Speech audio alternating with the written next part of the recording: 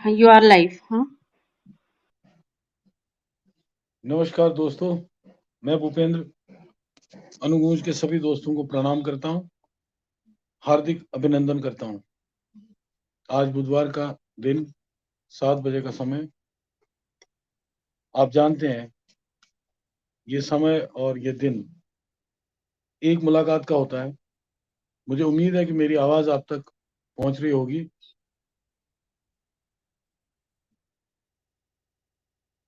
कोई कमेंट करके मुझे बताइए कि आवाज और वीडियो आपको मिल रहा है। कुछ ही देर में हमारे साथ हमारे आज के अतिथि जुड़ जाएंगे। थोड़ा सा विलंब हुआ, उसके लिए बहुत बहुत खेद, बहुत क्षमा चाहते हैं। स्ट्रीम यार्ड से कुछ दिक्कत आ रही थी, जैसा कि आमतौर पे कभी कभी हो जाता है, आप समझते होंगे। तो हमने ट्राई किया था फेसबुक ग्रुप से लाइव जाने का, लेकिन तभी हमें इत्तला मिली कि स्ट्रीम यार्ड से कनेक्ट हो रहे हैं। तो कुछ ही देर में आपसे हमारे मेहमान जुड़ेंगे।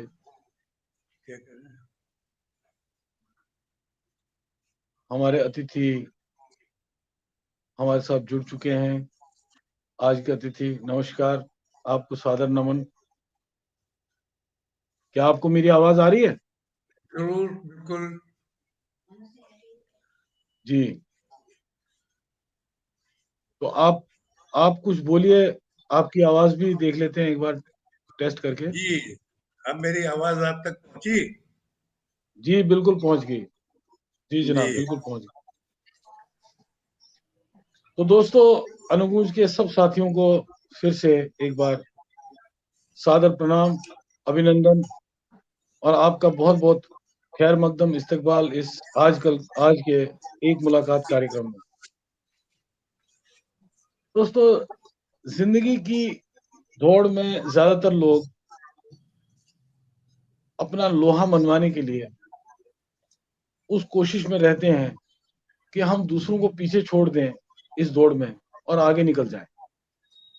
लेकिन कई लोग ऐसे होते हैं जो जिंदगी में जो काम करते हैं वो दौड़ समझ के नहीं करते हैं, वो अपना कर्म समझ के करते हैं, और इस कर्म में वो जिंदगी को ही पीछे छोड़ देते हैं। और हमें, आपको और सबको कुछ नए आयाम देते हैं। वो ऐसे आयाम देते हैं जो हमें नए नए रास्ते दिखाते हैं, नई नई मंजिलें दिखाते हैं, नई उमंगे, नई तरंगे हमारे मन में भर देते हैं, और एक नया जीवन जीवन जीने की राह और जीवन पथ का प्रदर्शन हमारे सामने करते हैं। ऐसे ही आज अतिथि, हमारे मेहमान जो हमारे साथ जुड़े हुए हैं, वो ऐसी एक शख्सियत है, उनसे मैं आपको मिलवाना चाहूंगा। ये श्री बीपी श्रीवास्तव जी। श्री बीपी श्रीवास्तव जी, आपका बहुत बहुत शुक्रिया और आपका अभिनंदन करता हूँ।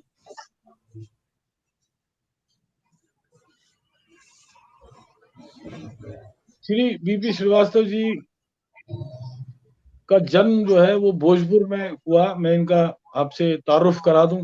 मेरे पास इनका तारुफ है। राजीव कपिल जी जुड़ चुके हैं, मधु खरे जी जुड़ चुकी हैं, और पूनम शर्मा जी हमारे साथ जुड़ी हुई हैं इस टाइम। और धीरे धीरे और भी श्रोतागण हमारे साथ जुड़ रहे हैं। तो दोस्तों, हमारे साथ श्री बीपी श्रीवास्तव, जन्म 15 अप्रैल 1930 को हुआ, भोजपुर डिस्ट्रिक्ट, फर्रुखाबाद, यूपी में। और इन्होंने बीई ऑनर्स टेलीकम्युनिकेशन इंजीनियरिंग में किया, और उसके बाद उच्च शिक्षा भी प्राप्त की। इनका जो कार्य क्षेत्र है वो मैं आपको बता दूं, रेडियो ब्रॉडकास्ट इंजीनियर के रूप में हुआ। ये यहाँ पे एक, आप सब श्रोताओं से मैं ये साझा करना चाहता हूँ कि रेडियो जो हम सुनते हैं वो तो खैर वहां से बोला जाता है, और जो अनाउंसर्स और जो बाकी लोग बोलते हैं वो हमको सुनाई देता है। लेकिन आपको ये भी पता होगा कि वो कैसे सुनाई देता है, उसके पीछे एक पूरी पुख्ता इंजीनियरिंग टीम होती है जो हमारे को इस ट्रांसमिशन में मदद करती है। तो श्रीवास्तव जी इसी ट्रांसमिशन टीम के हेड रहे हैं आकाशवाणी से, और इनका जो काम रहा है पूरे उम्र भर, वो as a director of broadcast engineer रहा है ऑल इंडिया रेडियो से। ये 1988 तक डायरेक्टर के पद पे रहे, उसके बाद भी ये कंसल्टेंट रहे 1999 तक, और उसके बाद इन्होंने एक्सपर्ट पैनल में एज ए कंसल्टेंट और एडवाइजर बहुत लोगों को, न सिर्फ भारत में, भारत से बाहर भी इन्होंने काफी कंसल्टेशंस दी इस क्षेत्र में, जो ब्रॉडकास्टिंग टेक्नोलॉजी के क्षेत्र में। तो जो हमारे आसपास के देश हैं उनमें भी इनका काफी बोलबाला रहा, और इनकी जो है टेक्नोलॉजी रिलेटेड जो एडवाइस है वो उनके काम आई दूसरे देशों के भी। ये हमारे लिए बहुत फख्र की बात। इसके अलावा इनको मैं देख पा रहा हूँ, इनका परिचय मेरे पास है बहुत। अगर मैं उसको पढ़ने लगूं तो पूरा कार्यक्रम ही शायद उसमें निकल जाएगा, लेकिन जो उनके खास खास जो उपलब्धियां हैं वो मैं आपके सामने पेश करता हूँ। Akashvani award for technical excellence 1988 FM radio broadcasting में इनको मिला, और life time achievement award at radio Congress 2011 for contribution made towards development of broadcasting. और उसमें कई गणमान्य व्यक्तित्व भी शामिल थे, जिनमें से एक श्री बीपी श्रीवास्तव भी थे, जैसे मन्ना डे साहब, तो आप किसी तारुफ की मोहताज नहीं है, खयाम साहब, उस्ताद अमजद अली खान, अमीन सयानी, ये भी उस अवार्ड फंक्शन में उनको भी अवार्ड्स मिले। और हमारे जो आज के मेहमान हैं श्री बीपी श्रीवास्तव जी, उनको भी अवार्ड मिला। और इसके अलावा इनको लाइफ टाइम अचीवमेंट अवार्ड मिला है एक्सपो 2017 में, जो इनके काम के रिकग्निशन में इनको दिया गया। तो ये इनका एक छोटा सा परिचय था। तो आप समझ ही गए होंगे श्रोताओं कि ये जो हस्ती हमारे साथ आज शख्सियत जुड़ी है, इनका कद ब्रॉडकास्टिंग में और इंजीनियरिंग में कितना बड़ा है। लेकिन ये यही नहीं रुके, ये चलते ही गए, और इन्होंने, जैसे मैंने पहले कहा, जिंदगी में नई उमंगे, नई तरंगे और नया स्पिरिट, जो डाई हार्ड स्पिरिट है, वो डाला। नॉर्मली दोस्तों हम देखते हैं कि एक उम्र होने के बाद सब लोग कहते हैं कि अब क्या रखा है, अब तो बस हो गया और हमने जो करना था कर लिया, और आगे अब हम अपना जीवन व्यापन जो है वो आराम से व्यतीत करेंगे, और जितना हमने अपना कंट्रीब्यूशन देना था वो दे दिया। लेकिन श्री बीपी श्रीवास्तव जी की खास बात यह है कि ये वहां नहीं रुके। रेखा ड्रोलिया जी ने ज्वाइन किया है, मधु खरे जी सुन रही हैं, पूनम शर्मा जी सुन रही हैं, मुझे उनके कमेंट्स दिख रहे हैं, और भी लोग सुन रहे होंगे जिनके मुझे, राजीव प्रखर जी हमारे बहुत ही प्रखर श्रोता हैं, वो जुड़े हुए हैं, और वो भी आपका स्वागत कर रहे हैं। आपका फिर से एक बार खैर मकदम इस्तकबाल बीपी श्रीवास्तव। सबसे पहले मैं, देखिए शुरुआत तो शुरुआत से ही होगी, तो शुरुआती दौर जो आपका रहा, जब आपने जिंदगी में पहला मील का पत्थर, आपने वैसे तो बहुत से मील के पत्थर आपने पार किए हुए हैं, लेकिन जो पहला मील का पत्थर था आपके जिंदगी में, वो, उसमें क्या चैलेंजेस थे, उसमें क्या मुश्किलात आई, और वो कैसे आपने ओवरकम की, इसका जरा हमको और हमारे श्रोताओं को कुछ बताइए। जी श्रीवास्तव जी। ये एक बड़ा लंबा सफर, जैसे आपने कहा, वो रहा। सबसे पहले उस जमाने में आप ख्याल करिए, ये होता था कि लड़का इंजीनियर बने, डॉक्टर बने, बस यही एक दो चॉइस होती थी।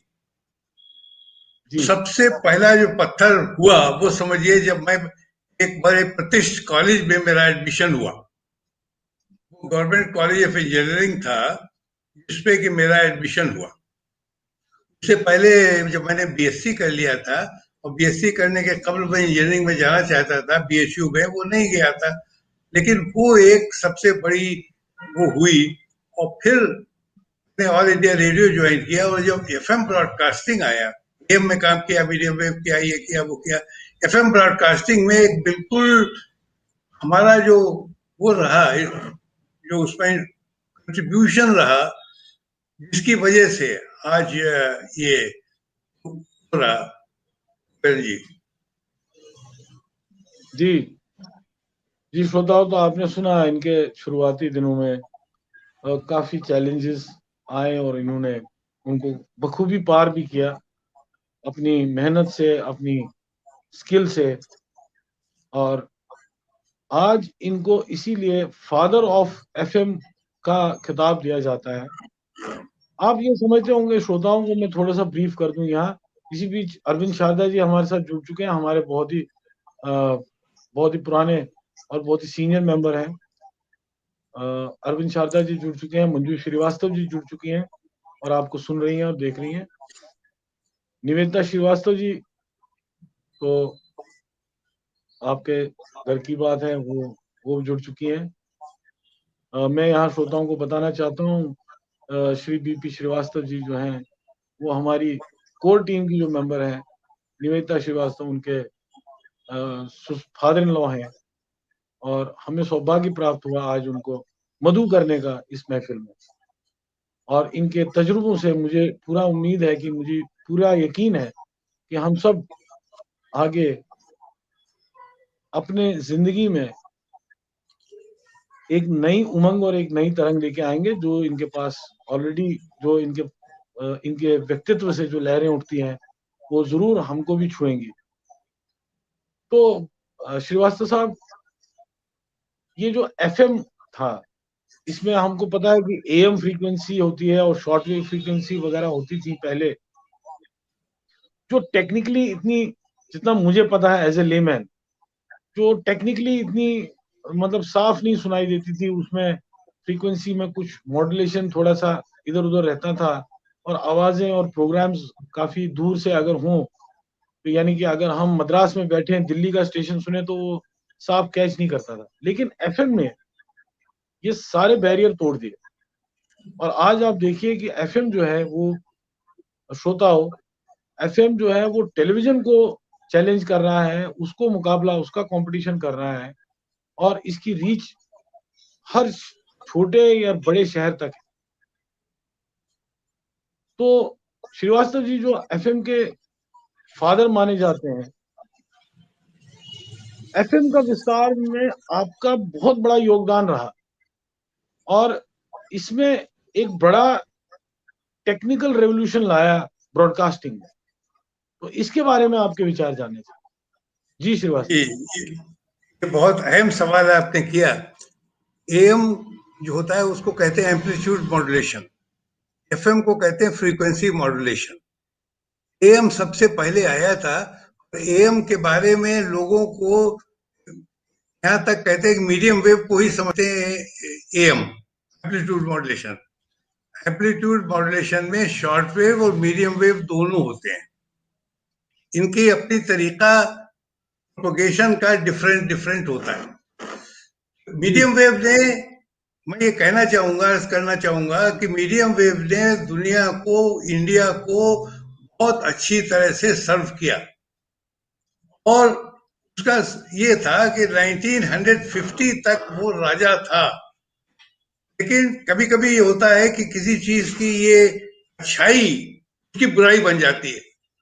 उसकी अच्छाई जी क्या थी कि उसका जो प्रोपगेशन होता था वो ग्राउंड वेव से भी होता था और स्काई से भी होता था। तो रात को उसकी रेंज बहुत बढ़ जाती थी। मतलब हमारा स्टेशन यहाँ पे सऊदी अरेबिया पहुंच जाएगा, मलेशिया पहुंच जाएगा। वो तो ठीक था जब तक चला। लेकिन उसके बाद क्या हुआ कि जब ज्यादा हो गए, वो उसमें क्या हुआ कि स्काई वेव उनकी भी मेरे पास आने लगी और मेरी भी उनके पास जाने लगी। उससे रात का श्रिंकेज होता था, जिसको कहते हैं नाइट टाइम श्रिंकेज। ये उसकी खूबी थी, जो उसकी बुराई बन गई। धीरे धीरे धीरे धीरे वो जो था इंटरफेरेंस बहुत ज्यादा होने लगा, खासतौर से रात को, जिसको हम टेक्निकल में कहते हैं नाइट टाइम श्रिंकेज।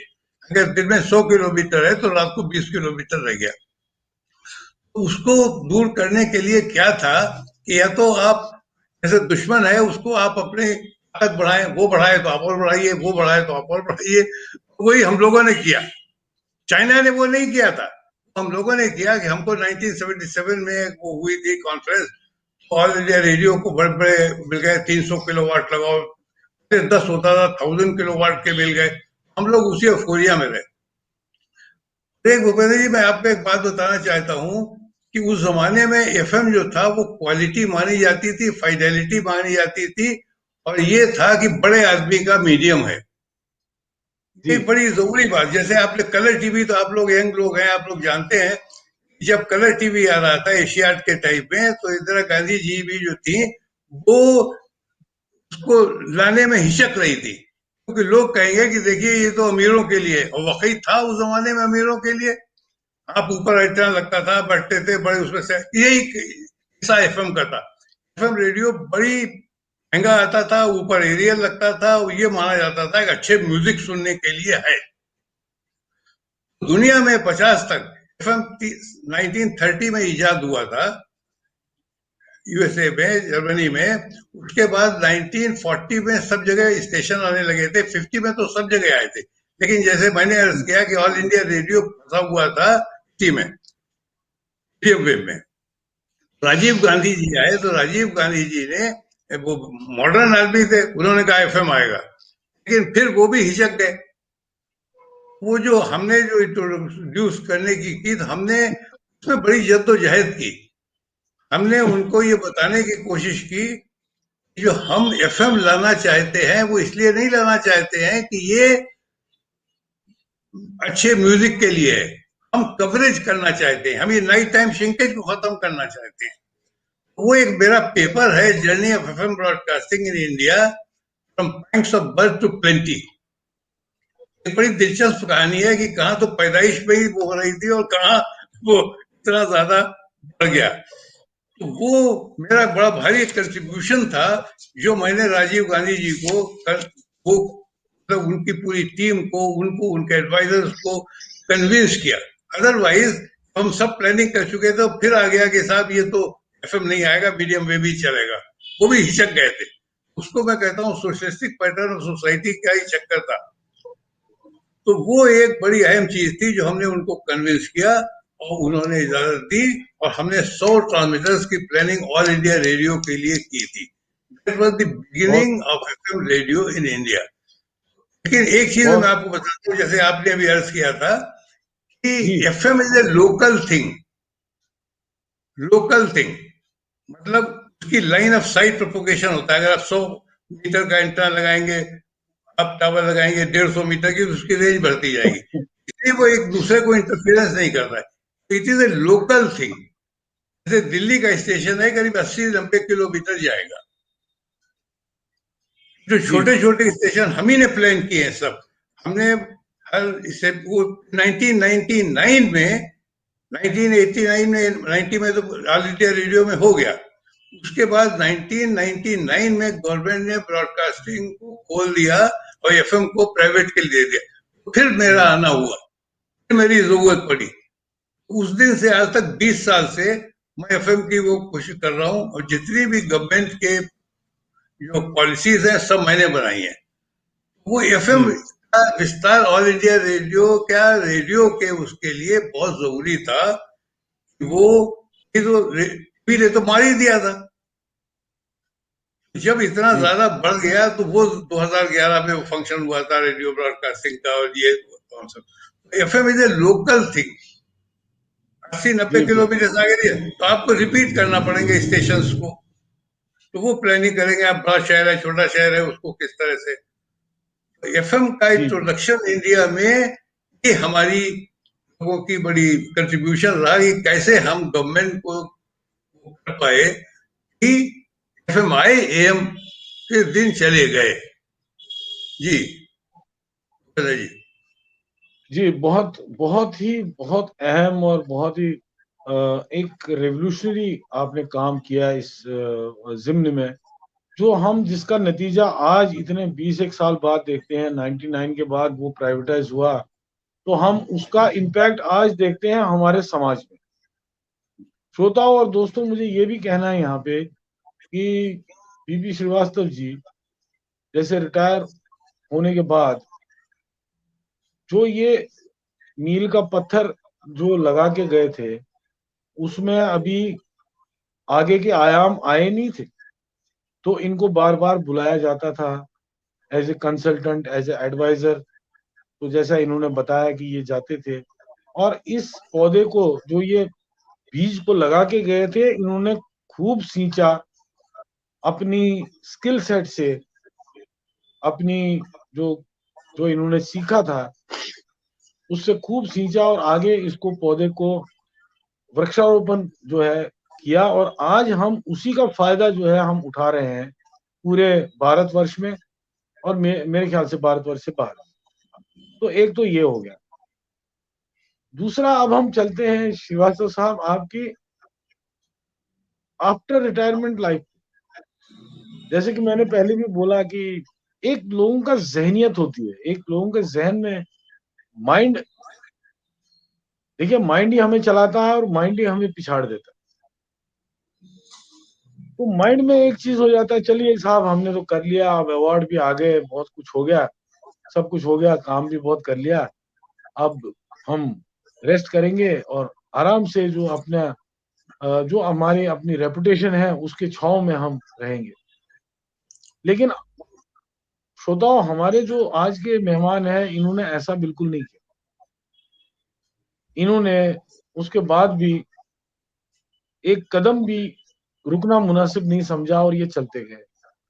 और इन्होंने अपनी जो पुरानी एक विधा थी लेखन की, जिसमें इसको इनको इंटरेस्ट था, इन्होंने वो फिर से रिवाइव की और ये लिखते गए, कुछ सामाजिक मुद्दों पे, कुछ ऐतिहासिक मुद्दों पे, कुछ राजनीतिक मुद्दों पे। खैर राजनीतिक मुद्दों को तो आपको पता ही है, हम यहाँ डिस्कस करते नहीं है, लेकिन सामाजिक और ऐतिहासिक चीजों को हम यहाँ डिस्कस करेंगे। लेकिन उससे पहले श्रीवास्तव साहब से मैं पूछना चाहूंगा कि ये जो लेखन के प्रति जो रुझान आपको हुआ, वो जो रिवाइवल हुआ, रुझान तो पहले भी था, ये कैसे हुआ और आपने क्या क्या लिखा? और उसका उसके बाद अपना जवाब देने के बाद हमें कुछ अपना लिखा हुआ सुना दीजिए। जी श्रीवास्तव। जी, जो आपने फरमाया अभी, कब इसके कि मैं आपके सवाल का जवाब दूं, मैं ये कहना चाहूंगा, मैं तो रिटायर हुआ ही नहीं था। मैं तो 2020 तक काम कर रहा था। फिर 2020 में पैंडेमिक आ गया, तो शायद इसकी वजह से मैं मार्च के बाद दफ्तर नहीं गया हूँ, हालांकि मैं दफ्तर से जुड़ा हुआ हूँ। और 2018 से मैंने फीस लेना बंद कर दी थी गवर्नमेंट से। मैंने कहा भाई बहुत तुम पे कर चुके हमको, तो मैं तो रिटायर हुआ ही नहीं। 2000 बहुत। ऑल इंडिया रेडियो से रिटायर हुआ था, लेकिन फिर मैं जो आपने सब बता ही दिया है कि 1999 से 2020 तक तो मैं, मार्च 2020 तक तो मैं कर ही रहा था। लेकिन मेरा वो शौक जो दूसरा आप कहते हैं, वो हिस्ट्री थे। मुझे लगता है कहीं से मेरे जीन्स आए थे। मेरे मामा जो थे वो प्रोफेसर एमर्टियस हिस्ट्री थे, doctor R M Sinha, Jabalpur में, नागपुर जबलपुर में। मुझे जी लगता है वो जीन्स, तो जब मैं नौकरी में भी था, ऑल इंडिया रेडियो में था, उस वक्त से, मैं उस वक्त से ही हिस्ट्री के शेल्फ में जाता था। दिल्ली पब्लिक लाइब्रेरी का मेंबर था, ब्रिटिश काउंसिल का मेंबर था, मैं जाता हिस्ट्री के शेल्फ पे ही था।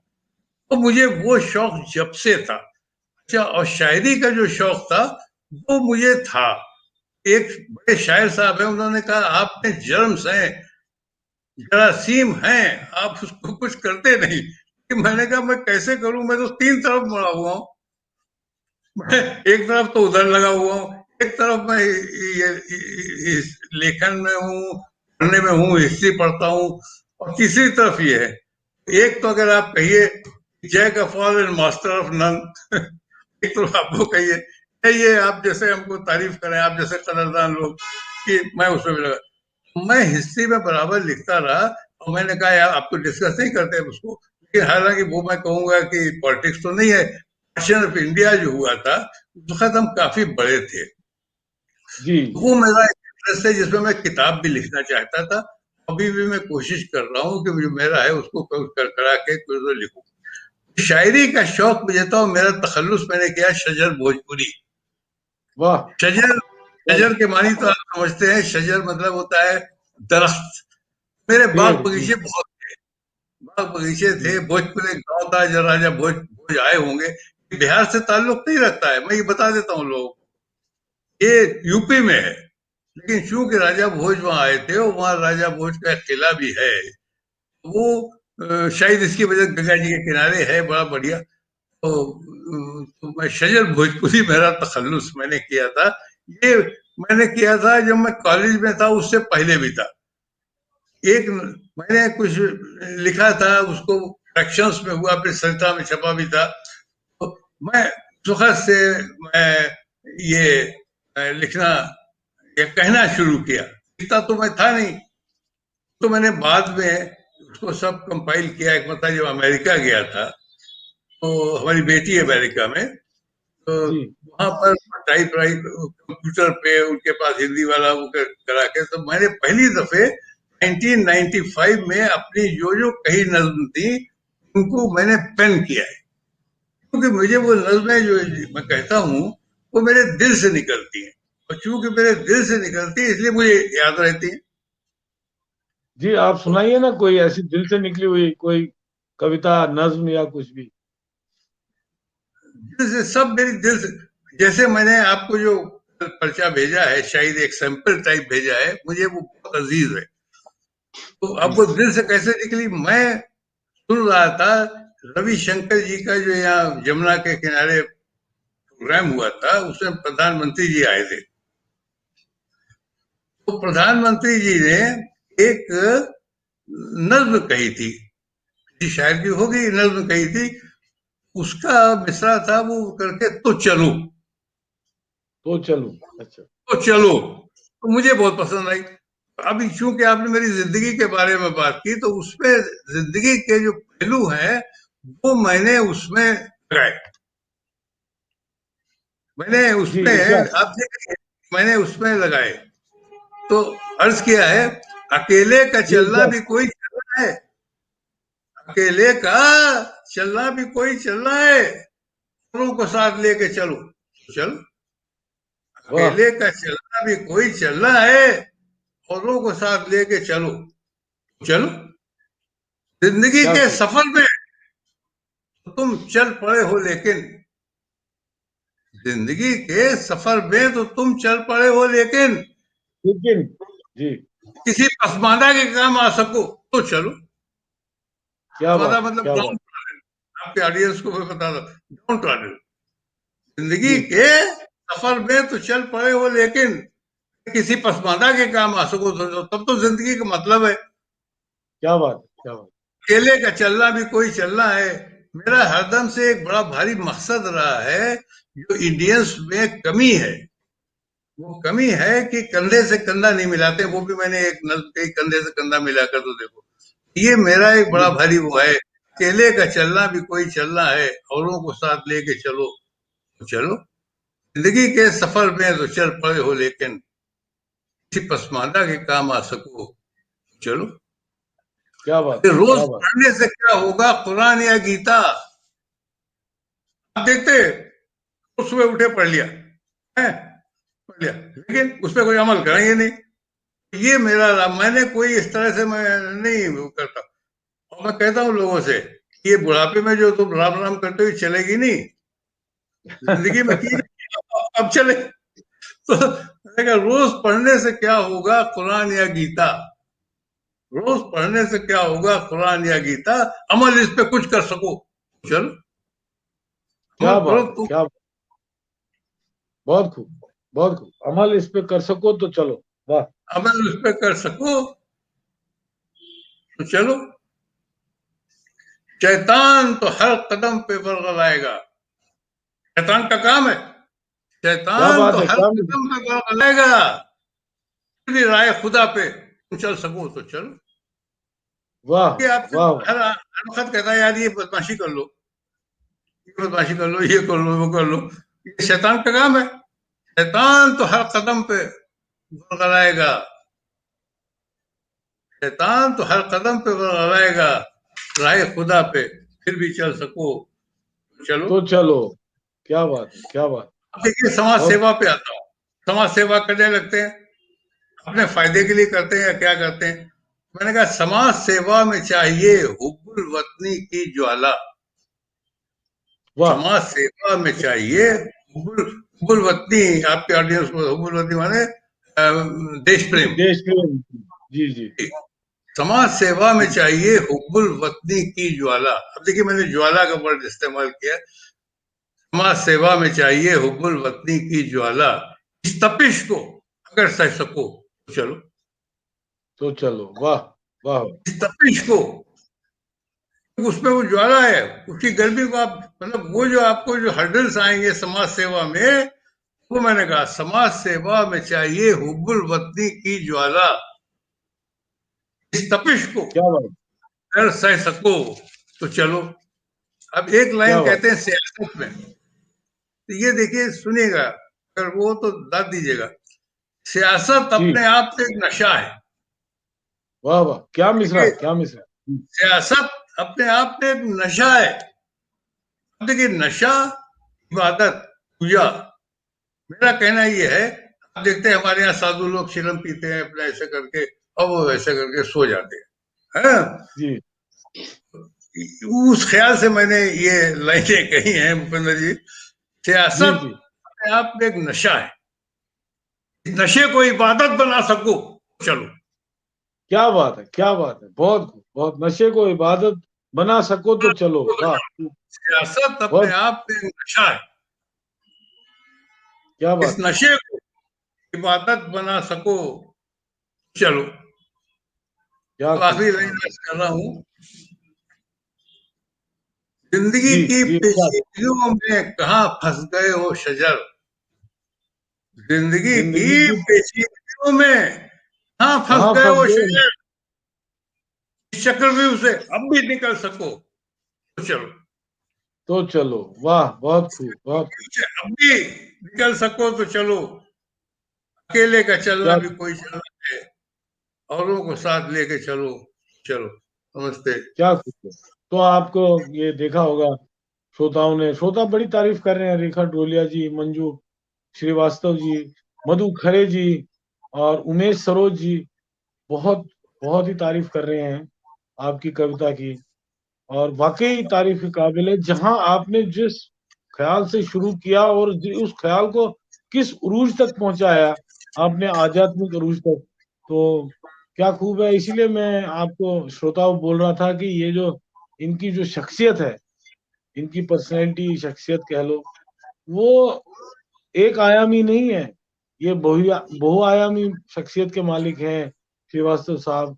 तो एक टेक्निकल साइड से जब ये पूरा अपना काम अभी भी कर रहे हैं, जैसे इन्होंने बोला, तो बीच में जो लेखन की धार जो आपने देखी इनकी, वो तो वो किस रूज तक हमें ले जाती है और कहाँ कहाँ की सैर कराती है, आपने देख ही लिया होगा। श्रोता बड़े मजे से आपकी कविता का आनंद ले रहे हैं। श्रीवास्तव जी, मेरा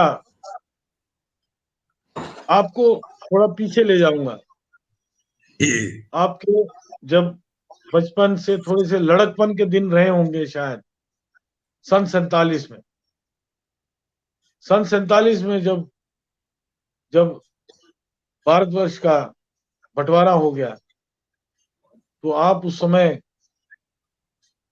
लगभग जवानी की दहलीज पे आपने कदम रखा होगा और आपने काफी करीब से, जो मुझे पता लगा है आपसे बात करके, काफी करीब से उस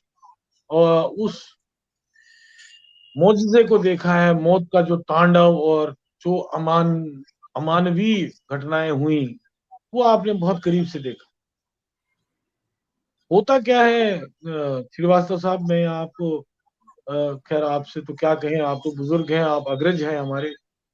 लेकिन ये है कि हमारे यहाँ पे धर्म मजहब का बहुत दखल होता है हमारे इस बर्रे सगीर में, और हम सब किसी से भी कहिए तो वो धर्म और मजहब को कोट करता है। लेकिन जो फसादात होते हैं, जो लड़ाइयाँ होती है, वो भी इसमें कहना पड़ेगा कि उसी धर्म उसी मजहब पे ही उनकी नींव भी उन फसादात की होती है। जहां तक पार्टीशन का सवाल है, तो उसकी जो नींव थी वो धर्म के बंटवारे पे ही हुई थी। तो मैं ये जानना चाहता हूँ आपसे कि उस समय जब आपने ये सारा समा देखा, तो आपके यंग माइंड पे, जो आप छोटे थे तब, क्या तासुरात थे आपके, और कैसे लिया आपने, और इससे क्या आपने आगे अपनी लाइफ में, इससे क्या इम्पैक्ट हुआ आपकी जिंदगानी पे? जी श्रीवास्तव। ये मैं जिस वक्त ये 47 का वो हुआ है, 46 47 में काफी बड़ा था। मैं उस जी वक्त बीएससी में पढ़ता था, कानपुर में पढ़ता था। तो हर हिंदुस्तानी के दिमाग में ये होता था कि पर्शियन इंडिया का ना होना चाहिए, और हर आदमी ये चाहता था कि सब लोग जो है भाई भाई है। ये चलता था। हालांकि जैसा कि मैंने अपनी उसमें लिखा है, वो थे, डिफरेंसेस थे, सब कुछ था। मैं जिस अपने जहाँ रहा हूँ, मेरी सोहबत और मेरी पढ़ाई लिखाई सब कुछ ज्यादातर मिक्स सोसाइटी में थी। तो उस जमाने में मैं दौड़ दौड़ के जाता था जब सिंध में गवर्नमेंट बनेगी, फलाना बनेगी, क्योंकि मुझे था, उस वक्त से ही था। उस वक्त एक बड़ा भारी इम्पैक्ट हुआ था लाइफ का कि ये जो आपस की तफरीक है, इसको कि मैं अभी कहता हूं, इस आपसी तफरीक ने ही हमारा बंटवारा कराया। अगर उस आपसी तफरीक को, फिर मैं एक बात और कहता हूं, आज भी मैं कहता हूं कि आपसी तफरीक में कभी कभी खुल के बात करना चाहिए। ये मैं सिर्फ उसी के लिए नहीं कह रहा हूं, मैं लोगों के अपनी जिंदगी, जाती जिंदगी में भी ये बात कहना चाहता हूं कि आपसी कभी रंजिश हो आपकी किसी से, तो खुल के बात करो, खुल के बात करो, जी बजाय इसके कि लपे छुपे रहो।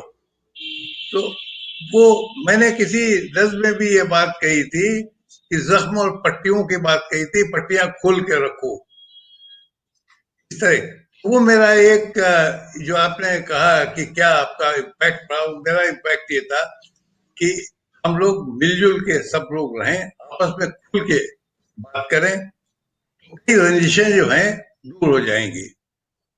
बहुत इस खूब, पर बहुत खूब। ये मेरा एक कहना है लोगों से, और लोगों से वो कहता हूँ कि आपसी तफरीक देखिए, को दूर करिए और खुल के जी बात करिए। मेरा मतलब खुल के बात करिए, दैट इज जी वेरी जी इंपॉर्टेंट। बिल्कुल। हाँ, जी क्योंकि वो दिल में फिर बिल्कुल। कदूरत रह जाती है। तो वो रह जाएगी ये बात अंदर। जी बिल्कुल ठीक कह रहे हैं। ये बिल्कुल मेरा सही, बिल्कुल सही फरमा रहे हैं आप। और मेरे अ, ऊपर कोई अगर इस, इम्पैक्ट पड़ा होगा जिसकी वजह से फिर मैं देखिए इसी लाइन उसको मैं आगे आगे कहता हूँ। आज भी मैं कहता हूँ काश ये होता तो हिंदुस्तान का बंटवारा ना होता। जी बहुत खूब। जी खैर वो तो उसमें उसमें एक काश है श्रीवास्तव जी, तो हम वो अब हिस्ट्री को तो हम वापस ला नहीं सकते। जो हो गया उसको, वो तो गुजर गया वक्त, समा, वो समय निकल गया। अब मैं आपसे एक और बात पूछना चाहता हूँ, वो आपके जो आपके काम काज, जो आपने काम किया, वो तो खैर हमने उस पर तो बात कर ही ली। लेकिन मुझे आपका एक सामाजिक पहलू, आपने और आपके जैसे जो लोग जो आपकी एज के हैं, उन्होंने नया हिंदुस्तान, नया भारत, वो बनते देखा है, उगते देखा है। जैसे हम शायरी की जुबान में कहते हैं, एक नया सूरज उग उग आया है, और नई हरियाली छाई है, और नदियां कलकल कर रही हैं, ऐसा वो आपने वो स्टेज देखी है।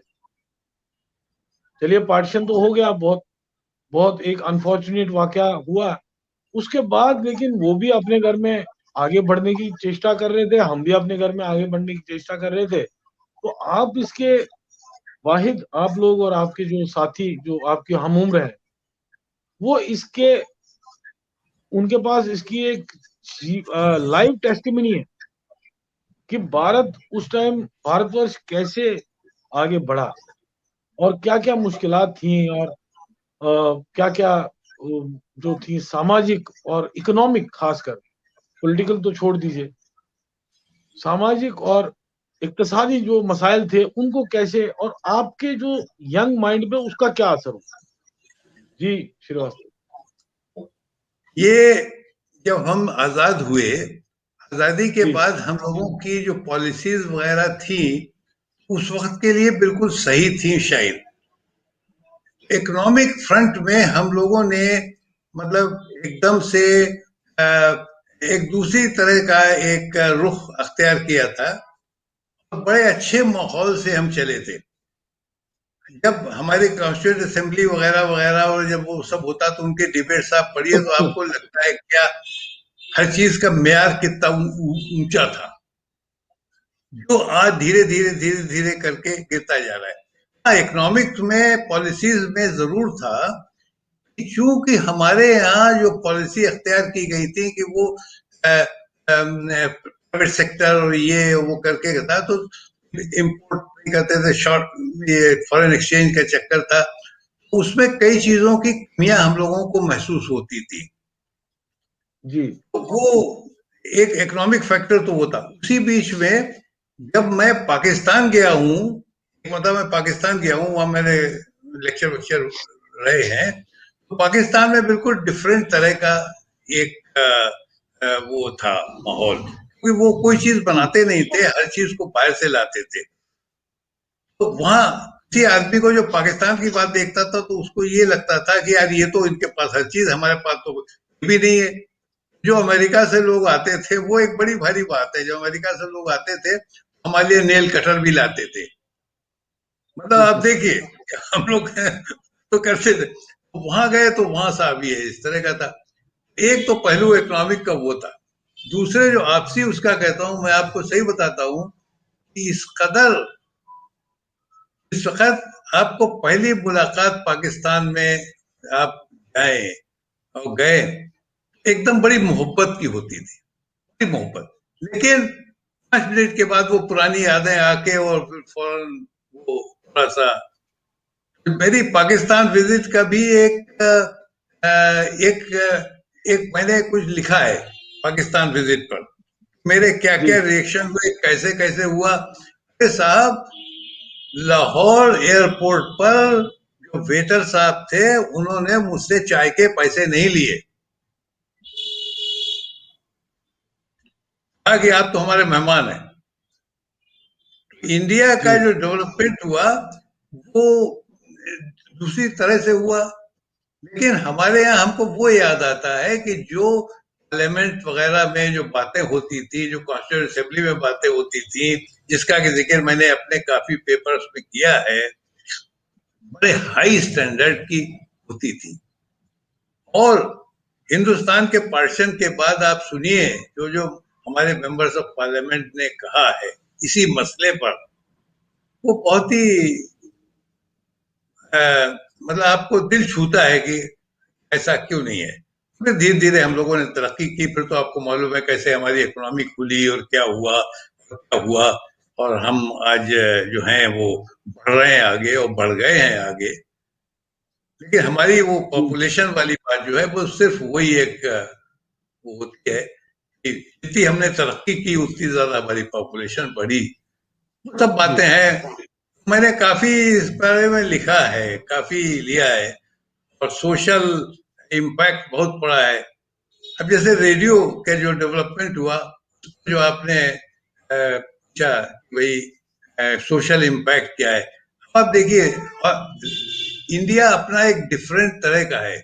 आज भी रेडियो इतना बड़ा मीडियम है जो कि दूसरे, नॉर्वे क्या करता है, स्वीडन क्या करता है, इससे कोई मतलब नहीं है। मतलब हमारे यहाँ रेडियो की क्या अहमियत है आज भी। हमारा डेवलपमेंट, अभी मैंने लास्ट ईयर भी एक कॉन्फ्रेंस में ये कहा था कि हमारा डेवलपमेंट अपने कंट्री को देख के होना चाहिए।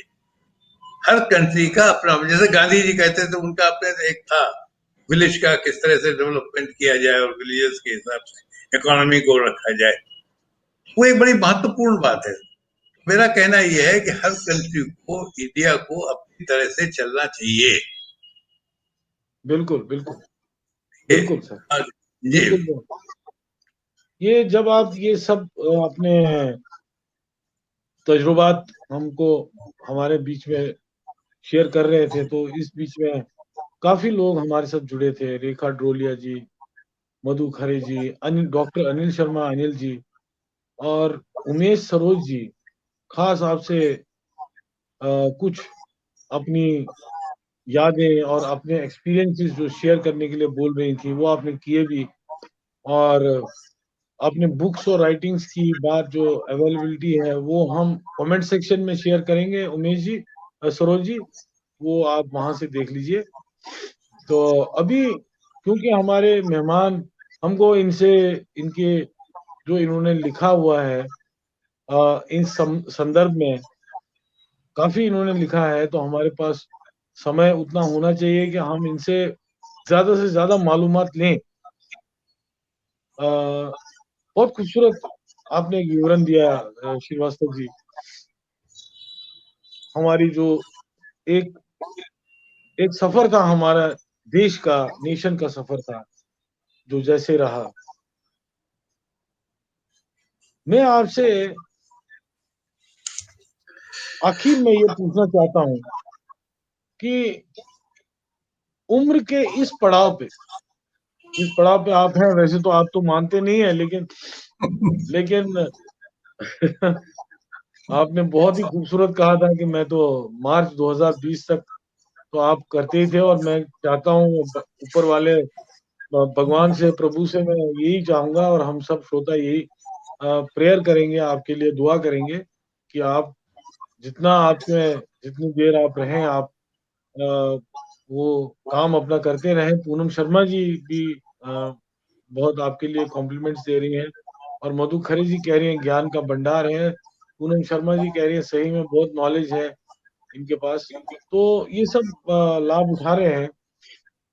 कुछ मधु खरे जी हमारे प्रोग्राम को कैसे कंडक्ट किया गया उसकी तारीफ भी कर रही हैं वैसे, तो शुक्रिया मधु जी। तो श्रीवास्तव साहब, मैं जनाब आपसे ये पूछना चाहता हूँ, उम्र के इस पड़ाव पे आप जिंदगी को कैसे देखते हैं और क्या संदेश देना चाहते हैं हम सब, ये कृपया शेयर कीजिए। उसके बाद हम आपकी लेखनी के कुछ और अंश सुनेंगे, कुछ नज़में, कुछ कविताएं और सुनेंगे जी। मेरा कहना ये है कि मुड़कर न देखना। अब जैसे आदमी समझता है कि भाई मैं तो रिटायर हो गया, ये ये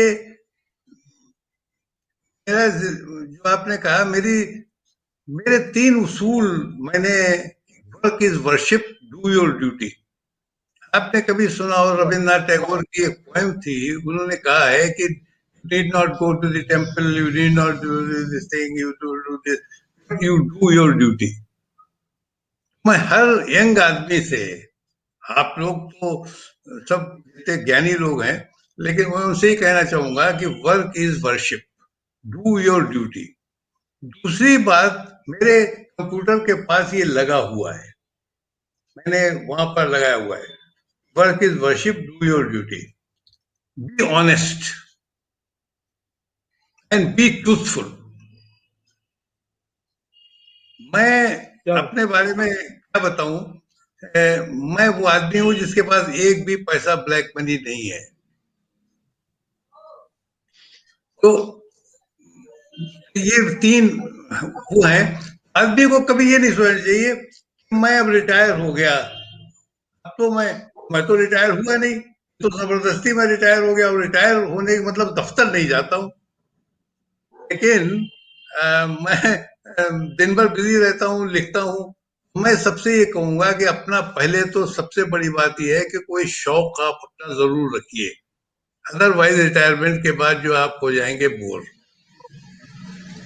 और तो उसके सिलसिले में मैं मुझसे लोग पूछते हैं कि आप कि आपकी तबीयत कैसी है, वो मैं एक नज्म आपको जरूर सुनाऊंगा। जी तबीयत जी कैसी है। पहले तो ये होता था कि 60 बरस की उम्र के बाद मुझसे 62 बरस की उम्र में भी पूछा था, जब मैं पाकिस्तान जा रहा था। एक 59 बरस के साथ थे, उन्होंने मुझसे पूछा था कि आपकी तबीयत कैसी है, हालांकि वो लंगड़ा रहे थे और मैं पाकिस्तान जा रहा था 15 दिन पे लेक्चर देने के लिए। उस वक्त तो 62 बरस वाले से पूछते, लेकिन आज जो है वो जो सीनियर मिला उससे पूछते तबीयत कैसी है। भाई क्यों पूछते हो तबीयत कैसी, मुझे काउंट क्यों कर रहे हो? तो पहली बात तो ये कि आप मुड़कर न देखिए। मैं एक मरतबा अमेरिका गया था, मेरे बड़ा इम्पैक्ट पड़ा था, जहाँ पर वो राइट ब्रदर्स के वो प्लेन का वो है, तो एक लड़की थी, एयरफोर्स की रही होगी, तो वो स्टॉकी थी। वो बताती तो थोड़ी थोड़ी देर में कहती डिड दे गिव अप। सब लोग कहते थे नो नो नो नो। आज मेरे दिमाग में वो जहन में है, did they give up, so you must not give up. तो मैं अपने दफ्तर में, मेरा आखिरी बयान होता था, चूंकि मैं इतना सीनियर था, बुढ़े का वर्ड तो मैं कहता हूँ आदमी को इस्तेमाल नहीं करना चाहिए कि आप बुढ़ापे में हैं। आपकी अगर स्पिरिट यंग है तो आप यंग है। बहुत खूब आप क्यों बहुत खूब। सोचते हैं कि मैं रिटायर हो गया, अब मैं हो गया। रिटायर का मतलब क्या हुआ? तो मैं अब मेरा पैगाम यही है कि हर आदमी को कि ये आप काम करते रहिए जब तक। ये जरूरी नहीं है कि नौकरी वाला काम करिए, पैसे पैदा करने वाला काम करिए। अपने शौक, अपने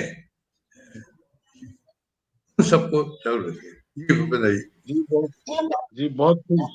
बहुत खूब, आपने बहुत खूबसूरत तरीके से आपने ये हमको तीन चार संदेश जो दिए, जो जिसपे आप नॉर्मली क्या होता है श्रीवास्तव जी, हम संदेश तो बहुत देते हैं लेकिन उस पर खुद अमल करना और जो प्रैक्टिकली उनको उन संदेशों को जीना और उन प्रिंसिपल्स पे जीना बहुत मुश्किल होता है। लेकिन हम ये देख पा रहे हैं श्रोताओ, नॉर्मली ये कहा जाता है कि यंग ब्रिगेड, जो हमारी यंग यूथ है हमारे देश की, वो हमारा भविष्य है।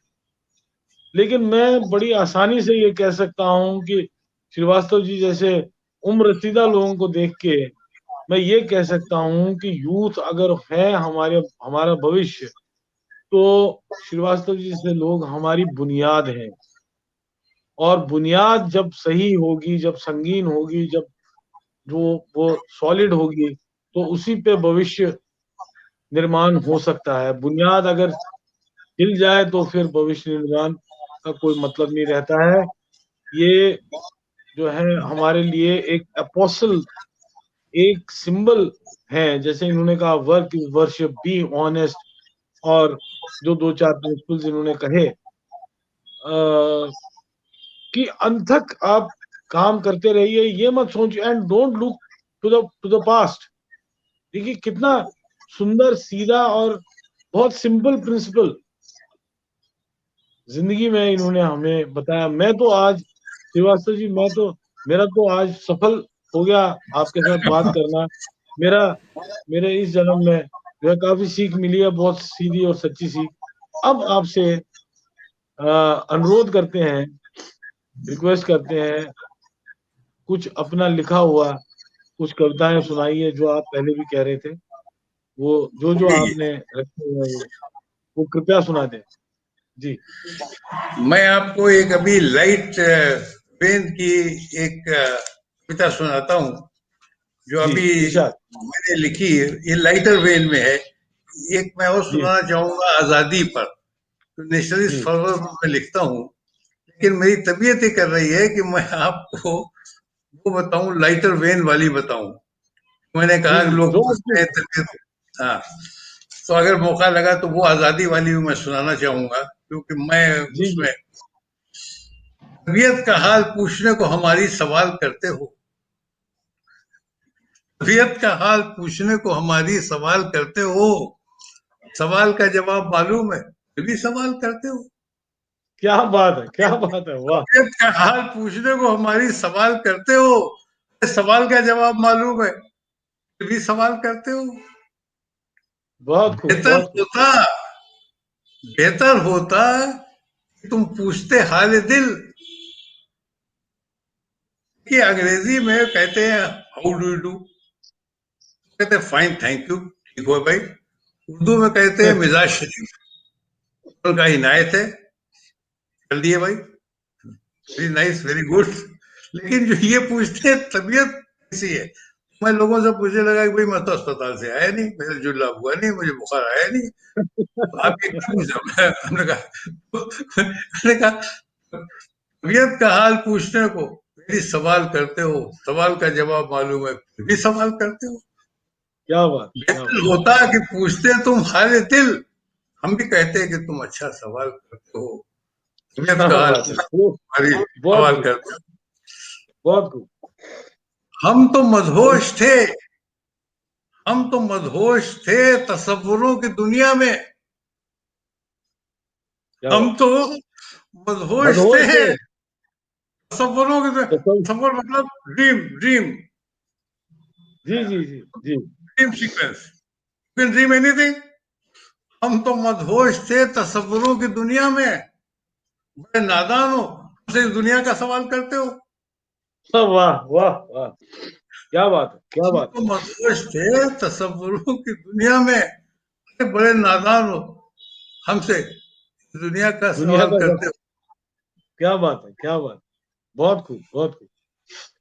जी अब आगे अर्ज किया है खुशी और गम, जी। अच्छा। खुशी और गम। गम, जफा वफा,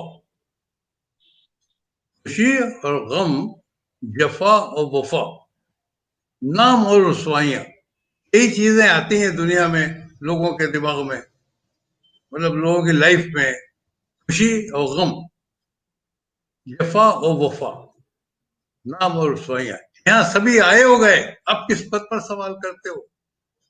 क्या हमारी बात, जिंदगी क्या में बात। सब आए हो गए, अब किस पद पर सवाल करते हो? बहुत खूब, बहुत खूब, बहुत उम्दा। तबीयत का हाल पूछने को हमारी सवाल करते हो, सवाल का जवाब मालूम है फिर भी सवाल करते हो। क्या बात है, क्या बात दुनिया में आए है। जी। थे कुछ नेक काम करने के लिए, दुनिया में आए थे कुछ नेक काम करने के लिए, जब भूल गए तो उसका हिसाब मांगने को सवाल करते हो। वाह वाह वाह वाह, क्या बात, क्या बात। दुनिया में आए थे कुछ नेक काम करने के लिए, क्या भूल गए क्यों ना उसका हिसाब मांगने को सवाल करते हो। हिसाब मांगने का सवाल करते हो, क्या खूब, क्या खूब कहा। बहुत तो खूबसूरत, पूछिए बहुत इनसे कि भाई खूबसूरत। क्या किया जिंदगी में, अच्छे काम किए कुछ बुरे काम किए। अब कही है बड़ी, देखिए बड़ी वो चीज है, दौड़ हमारी अब करीब आखिरी मंजिल के है, क्या बात है, क्या बात है, बहुत खूब। दौड़ हमारी अब करीब आखिरी मंजिल के है, अरे खुल के क्यों नहीं कहते कि उसी का सवाल करते हो? अरे वाह वाह वाह, वाह वाह, अरे भाई माशा, वो ना, माशा। कभी जिंदा बहुत हो खूब। कि नहीं हो, मतलब उनका वही है, दौड़ हमारी अब करीब आखिरी मंजिल के है, अरे खुल के क्यों नहीं कहते, खुल के कहो ना भाई, खुल के क्यों नहीं कहते, उसी का सवाल करते रहे। तो क्या बात है, क्या बात। आखिरी लाइन अब आ, अर्ज कर रहा हूँ, जी जी जी। इरशाद, इरशाद। सवालों के दायरे में, उम्र भर सवालों के दायरे में फंसा रहा ये शजर, उम्र भर क्या बात। सवालों के दायरे में ये फंसा रहा ये शजर, अरे अब तुम मिले तुम भी सवाल करते हो, ओहो, क्या बात अब है, तुम क्या। मिले तुम भी सवाल करते हो, जी, तबीयत का बहुत हाल खूब, बहुत। जानने को हमारी सवाल करते हो, सवाल का जवाब मालूम है फिर भी सवाल करते हो। जी गोविंदा जी, क्या, थोड़ी क्या सी खूब, अर्ज की थी, बहुत लाइटर वेन खूब, में बहुत मैं खूब। सुनाना चाहता था कि वो लोग क्यों पूछते हैं भाई, भाई हम भी तो उसी तरह इंसान है जैसे आप हैं, दुनिया है, बहुत खूब, बहुत खूब, तो हमसे बहुत क्यों खूब। पूछते हैं कि यहाँ पे, तबीयत कैसी यहाँ आपके जो दाद देने वाले हैं मधु खरे जी, आ, उमेश सरोज जी, खासकर वो लिख रहे हैं कि वो कह रहे हैं कि it's an iconic session making history in making. और ये ऐसा लिख लिख रहे हैं। बहुत बहुत बड़ा कॉम्प्लीमेंट है उमेश जी आपका, और खास तौर से बतौर खास आपके लिए। और अगर ये इशारा आपका हमारी तरफ है तो हमने आपसे कोई सवाल ऐसे नहीं किए। मैंने आपकी तरफ बिल्कुल नहीं, मैं क्या जी क्या कह रहे हैं, आपकी तरफ बिल्कुल नहीं है। ये मैं दुनिया, अरे ये नज्म तो मैंने कब कही है, ये जनरल। नहीं नहीं, मैं समझता हूँ सर, मैं समझता हूँ, मैं समझता हूँ। मैं तो ऐसे एक, जैसे आपने कहा था ना हल्के फुल्के वेन में, मैं भी ऐसे ही हाँ, बोल ये रहा था एक हल्के लाइट वेन में। फुल्के में मैंने ये कही। लेकिन इसमें बड़ा फलसफा है, बहुत बड़ा फलसफा है इसमें, बहुत बड़ा दर्शन है आपकी इस कविता में। बहुत बड़ा दर्शन मुझे तो दिख गया, आप श्रोताओं को दिखा होगा, तभी वो उमेश सरोज जी कह रहे हैं, और बाकी श्रोता भी बहुत तारीफ कर रहे हैं। और कुछ सुनाइए, अभी बस 3-4 मिनट है हमारे पास, कुछ और ये सुनाइए। बताइए कि आपके पास, आपके उसमें आपके ग्रुप में कितने कुछ ऐसे लोग, सीनियर लोग भी हैं जो रिटायर हो गए हैं, रिटायर होने वाले हैं?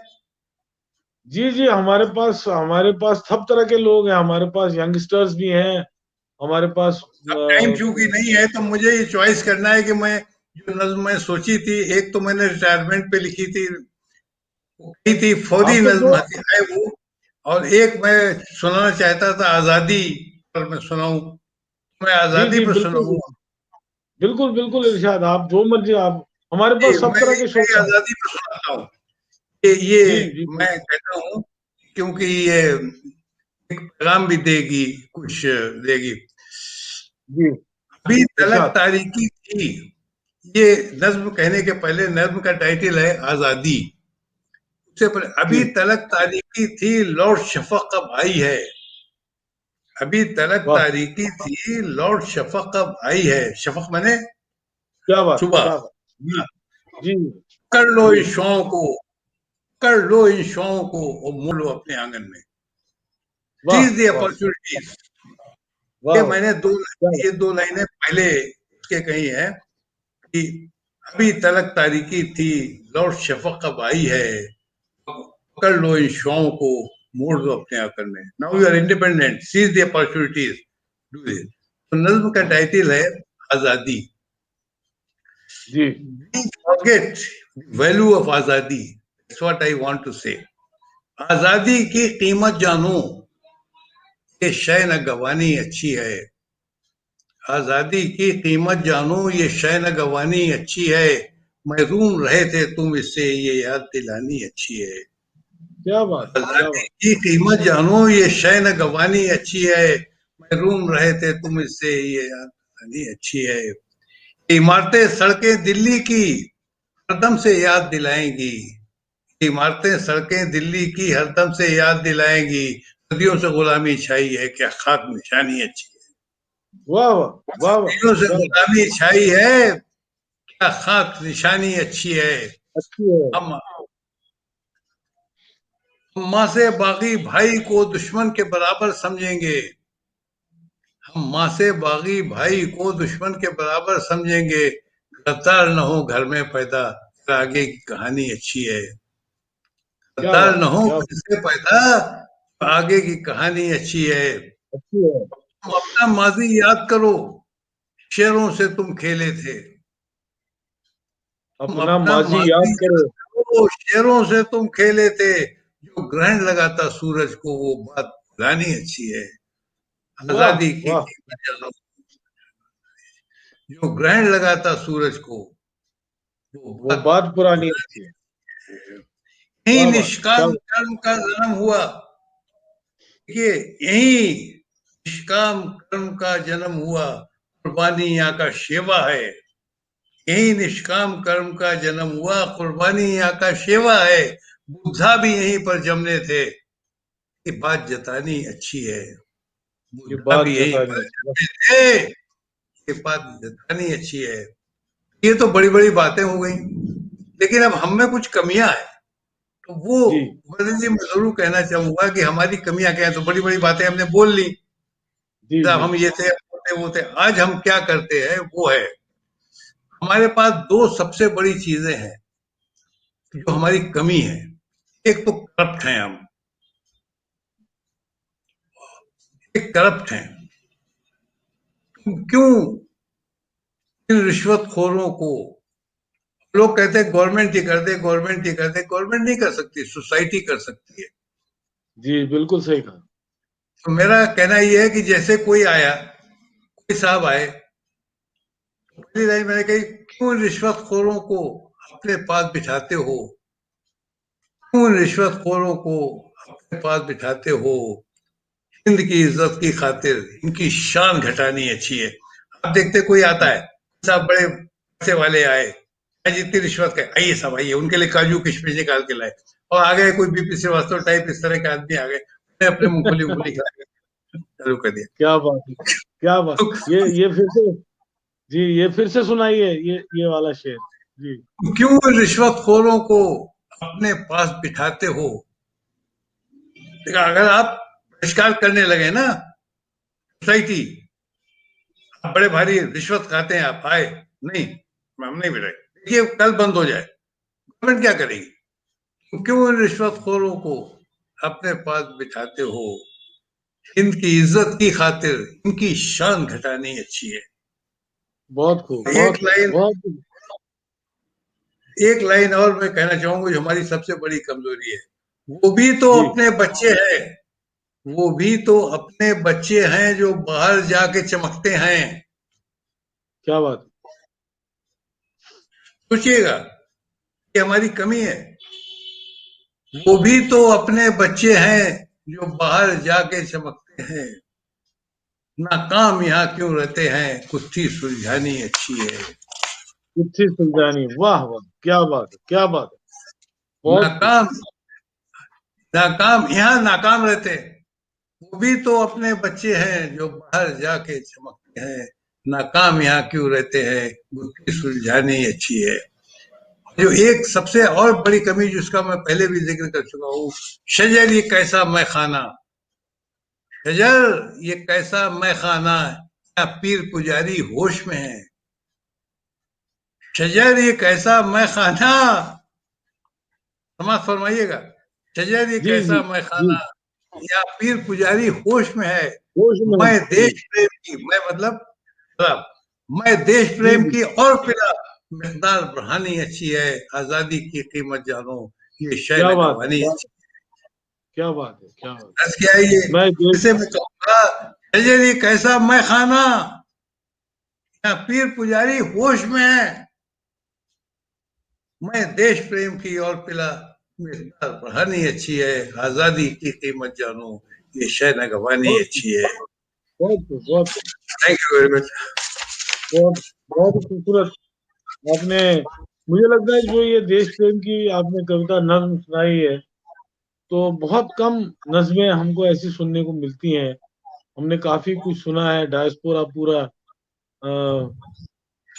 तो नॉर्मली जो उसमें जो एब्स्ट्रैक्टिज्म बहुत होता है, और काफी चीजें जो नहीं हो पाती हैं ग्राउंड पे, वो काफी सुनने को मिलता है। लेकिन आपने जो ये नज्म सुनाई, इसमें देश प्रेम में बिल्कुल बहुत सटीक, और बहुत ही जैसे नब्ज पे हाथ उंगली रख के आपने ये लिखी हो। बहुत खूबसूरत। मैं आपको बहुत ही बहुत अभिनंदन आपका। और हमारा जो है, आपको हमारा जो आपने आज हमारे को जो संदेश दिए हैं, वो बहुत श्रोता भी उससे बहुत बहुत खुश हुए हैं। मधु खरे जी, अनुराधा जी, उमेश सरोज जी, रेखा श्रीवास्तव जी, सब जुड़े हुए हैं हमारे साथ। 1 घंटा से ऊपर हो गया, लेकिन सब जुड़े हैं, आपके बातों का आनंद ले रहे हैं।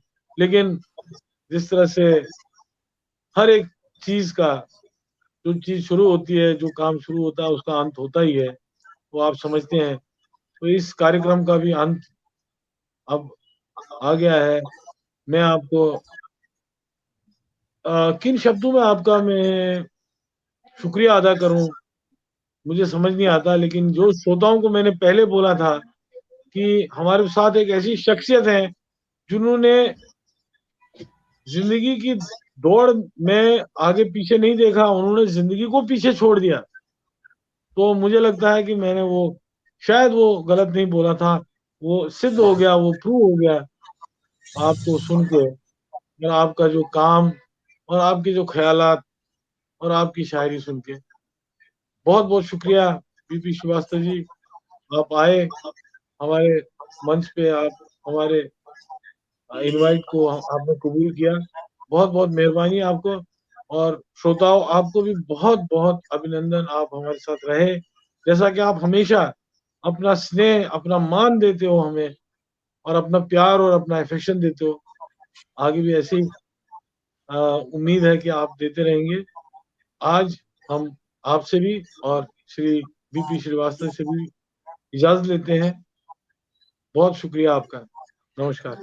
बहुत बहुत शुक्रिया, सबका शुक्रिया, आपका शुक्रिया, आपके श्रोताओं का शुक्रिया। मुझे तो कहना चाहिए कि ये आपका बड़प्पन है कि आपने हमको इस जगह दी, एक अन्ना से आदमी को आपने सुना, उसकी इज्जत की। इसके लिए मैं बड़ा भारी आभारी हूँ आप लोगों का। नमस्कार।